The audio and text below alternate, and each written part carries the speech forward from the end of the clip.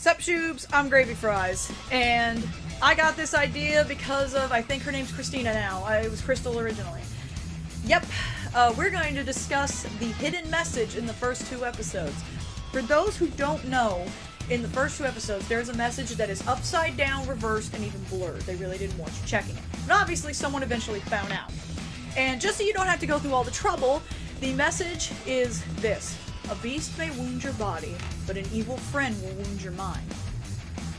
To who that's talking about? Well, that's what this video is going to discuss. Today, we're going to talk about who was the evil friend that was planned for this message.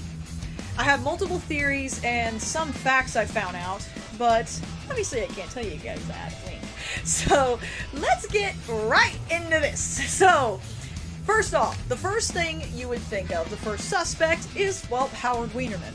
While he's definitely shown he can be kind of a mean guy and pretty rude, I don't think it's him.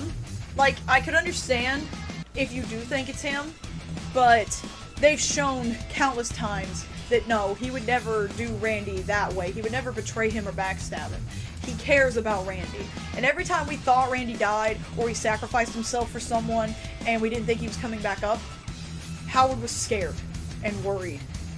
So, if he was gonna backstab him, he's not doing a very good job of it. And even more proof is in Sorcerers in Love 2, Sorceress's Revenge.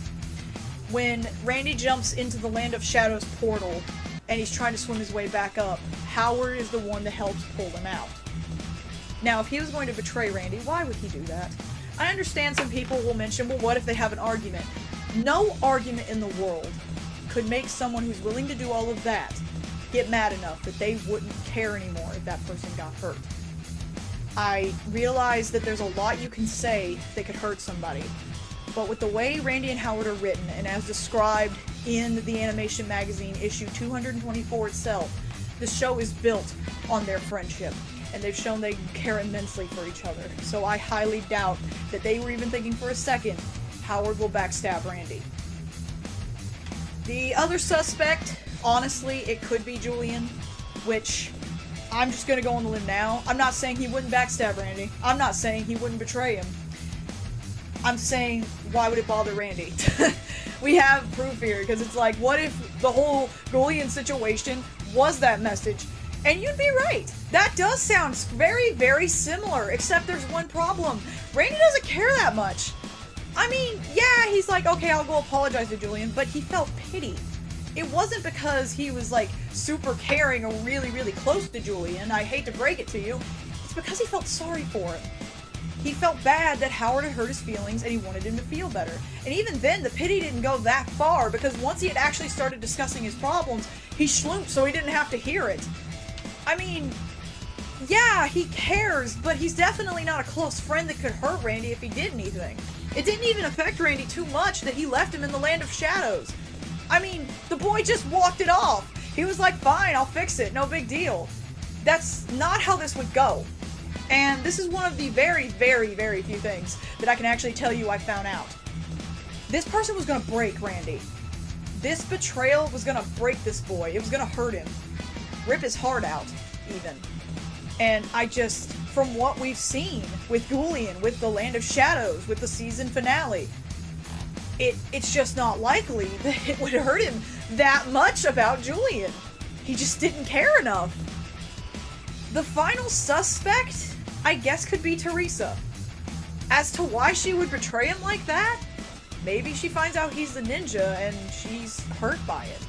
Simply put, she could become friends with him and he starts liking her more, she starts liking him more. But then she finds out he's a ninja and feels like he lied to her. She couldn't, like, betray him, and I know what you're thinking, well, she doesn't seem like the type to betray Randy either. But it could be a type of thing of accidental betrayal. Howard's too, like, they've shown, he's not the brightest person in the world, but he's definitely not as stupid as Randy, so I don't feel like he could be tricked. Teresa is an emotional person, so she could be emotionally manipulated and tricked into thinking she's just doing something to make him feel a little more hurt like she was, or understand how much it bothered her, and then it ends up really breaking him. I don't believe this myself, but I could understand why somebody else does. Now, going into what I think is actually the plan they had. And this is just me. I feel that it was going to be a new character. They were going to introduce a character who really wanted something from Randy. Something important, like, I don't know, immortality, like maybe the Nomicon or the mask has some way to keep you immortal or something, and he wants it. But Randy is too stupid to figure that out.